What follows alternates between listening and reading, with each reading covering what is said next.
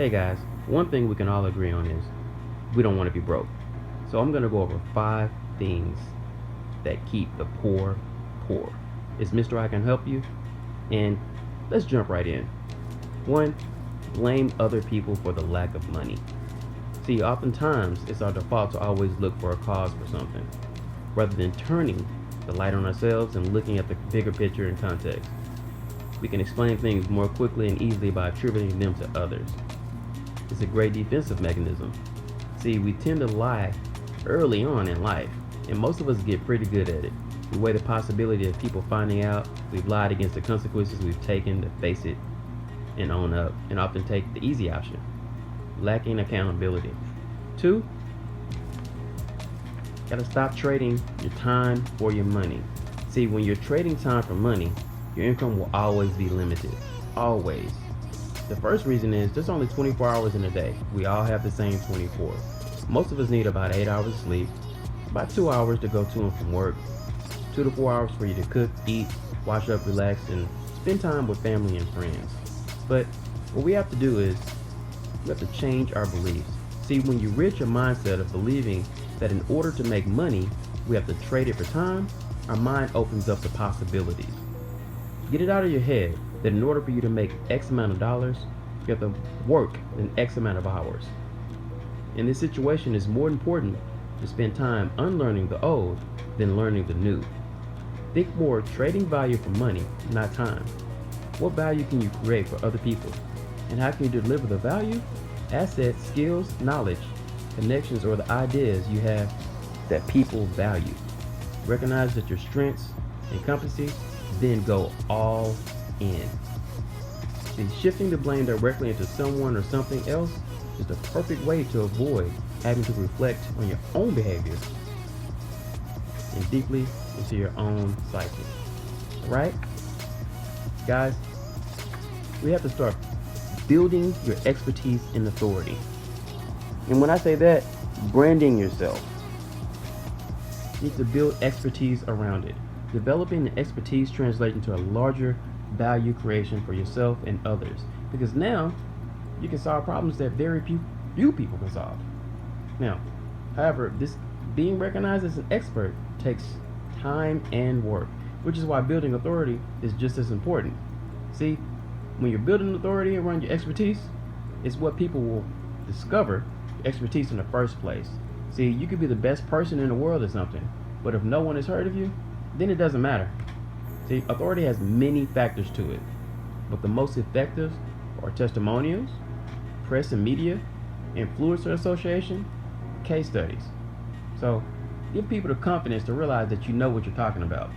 Developing expertise and authority will immediately increase the value of your time and will allow opportunities to come to you.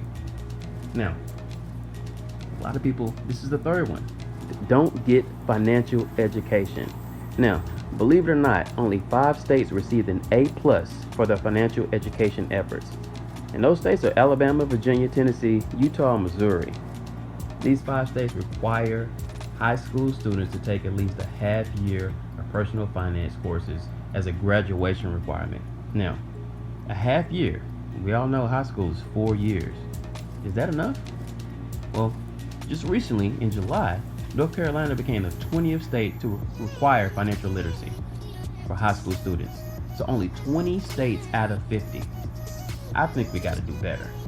See, financial literacy is the education and understanding of knowing how money is made, spent, and saved, as well as the skills and ability to use financial resources to make decisions. Now, why is this important? Well, it's because it equips us with the knowledge and skills we need to manage money effectively. Without it, our financial decisions and the actions we take or don't take lack an informed foundation to maximize their success. So basically, if it's not taught, how's it going to be learned? Before it's too late, that is. And that's a question that makes you say, Alright, so the fourth is, they are not consumers, savers, or investors. They are consumers, not savers or investors. Let me correct that. See, a consumer is a person that uses or consumes economic services or commodities. I say dependent.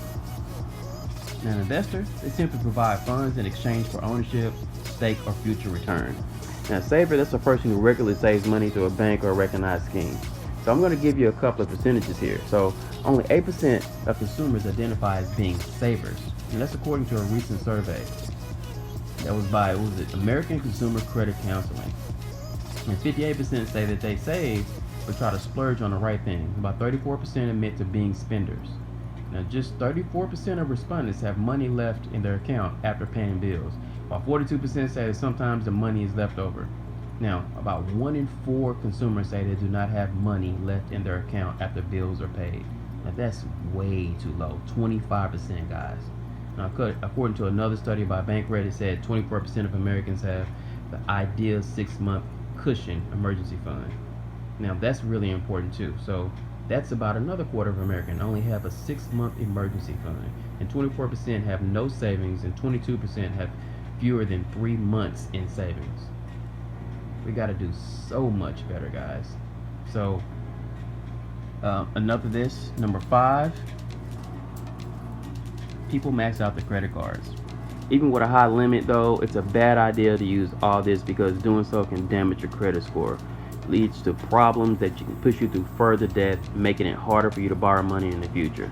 So basically, it's going to result in a higher credit utilization ratio, and that's 30% of your credit score, and it can definitely hurt it. The balances are going to be harder to repay. Also, the risks going over your credit limit, and limiters will not like it. The minimum payment is definitely going to be higher because of that.